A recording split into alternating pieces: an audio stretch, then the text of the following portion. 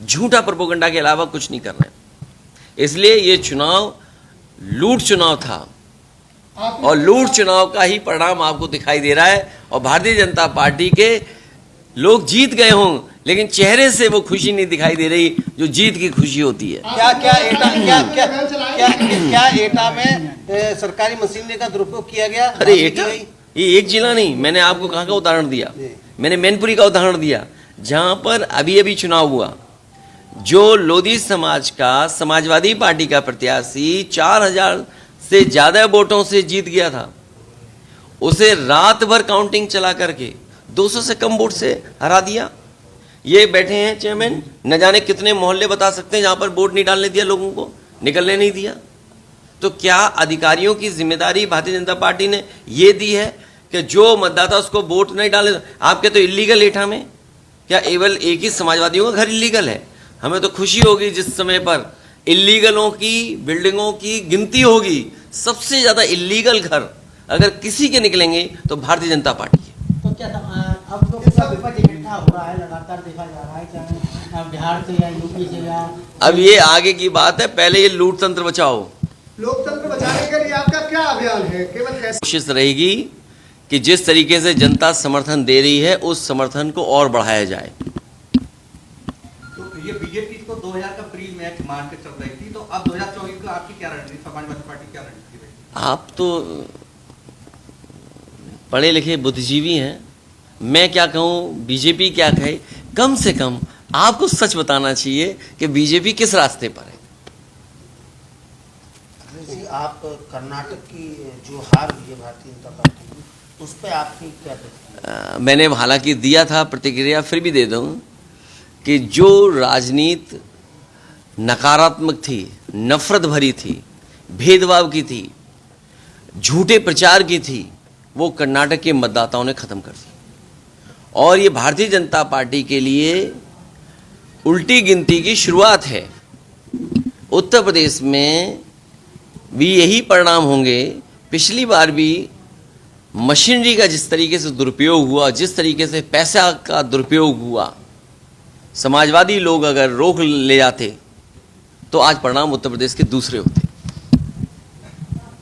निकाय चुनाव को लेकर भाजपा ने कई जगह बड़ी रैलियां की, समाजवादी पार्टी की तरफ से अच्छी बड़ी पहल नहीं की गई चुनाव में। ऐसा लगा कि जिनके पास पैसा है वो हेलीकॉप्टर से उड़ेंगे, हवाई जहाज से उड़ेंगे। कम से कम इन चुनाव में हमें अपनी लोकल लीडरशिप को भी उनका नेतृत्व देखने का मौका मिलता है। और सोचिए, बिना प्रचार के या संगठन ने जो ताकत दिखाई है, आप देखिए कि समाजवादी पार्टी की परफॉर्मेंस पहले से बेहतर है। लोकसभा चुनाव से पहले ये जो संगठन हो रहे हैं, तो क्या सपा की रणनीति क्या रहेगी? समाजवादी पार्टी की कोशिश होगी सभी दलों के साथ जो प्रयास चल रहा है उसी प्रयास में समाजवादी पार्टी भी रहेगी।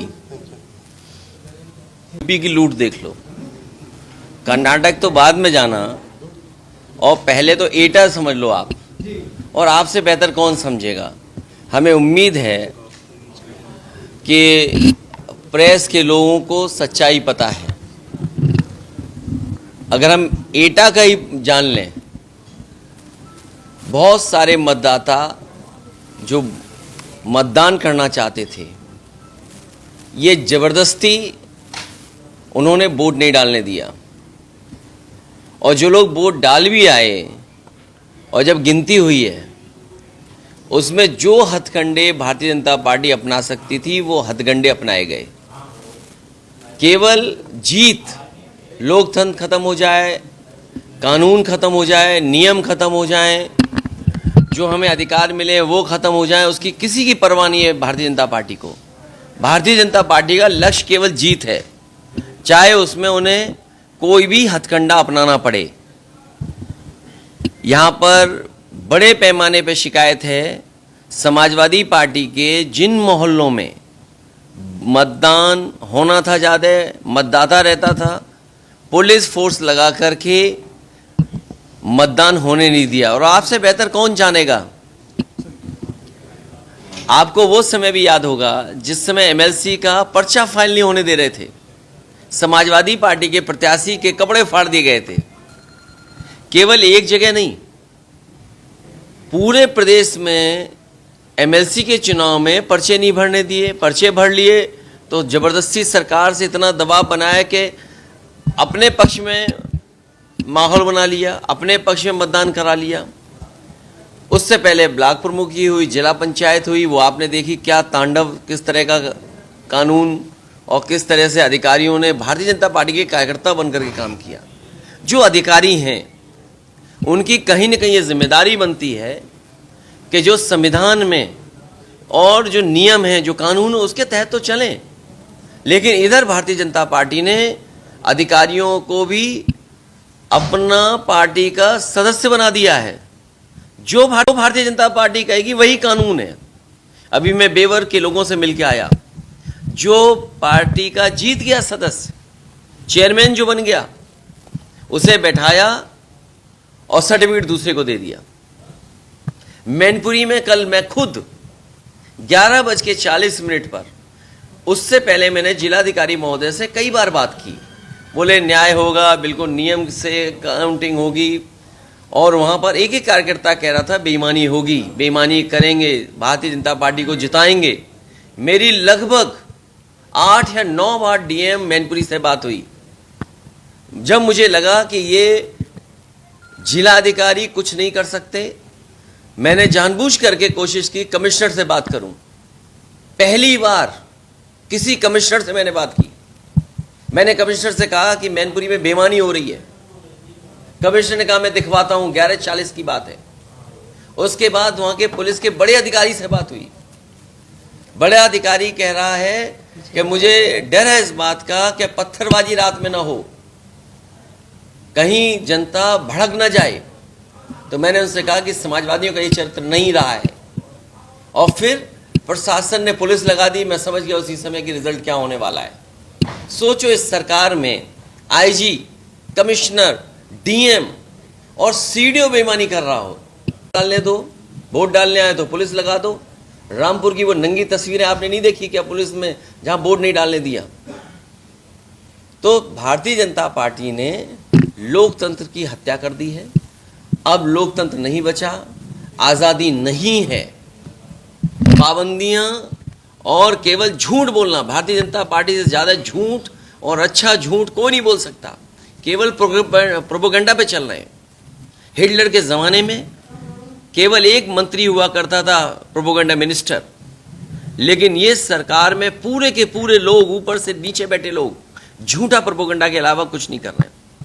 इसलिए ये चुनाव लूट चुनाव था और लूट चुनाव का ही परिणाम आपको दिखाई दे रहा है। और भारतीय जनता पार्टी के लोग जीत गए हों, लेकिन चेहरे से वो खुशी नहीं दिखाई दे रही जो जीत की खुशी होती है। क्या एटा में सरकारी मशीनरी का दुरुपयोग किया गया? अरे एटा ये एक जिला नहीं, मैंने आपको कहाँ का उदाहरण दिया, मैंने मैनपुरी का उदाहरण दिया, जहाँ पर अभी अभी चुनाव हुआ। जो लोधी समाज का, समाजवादी पार्टी का प्रत्याशी 4000 से ज़्यादा वोटों से जीत गया था, उसे रात भर काउंटिंग चला करके 200 से कम वोट से हरा दिया। ये बैठे हैं चेयरमैन, न जाने कितने मोहल्ले बता सकते हैं जहाँ पर वोट नहीं डालने दिया, लोगों को निकलने नहीं दिया। तो क्या अधिकारियों की जिम्मेदारी भारतीय जनता पार्टी ने ये दी है कि जो मतदाता उसको वोट नहीं डाले? आपके तो इलीगल एटा में क्या केवल एक ही समाजवादियों का घर इलीगल है?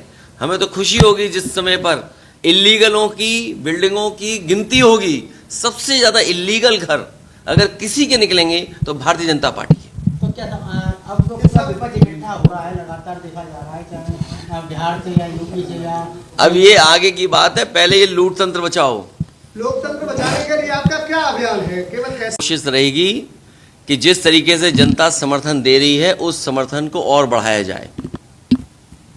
तो ये बीजेपी को 2000 का प्री मैच मान के चल रही थी, तो अब 2024 का आपकी क्या रणनीति, समाजवादी पार्टी क्या रणनीति रहेगी? आप तो पढ़े लिखे बुद्धिजीवी हैं, मैं क्या कहूँ, बीजेपी क्या कहे। कम से कम आपको सच बताना चाहिए कि बीजेपी किस रास्ते पर है।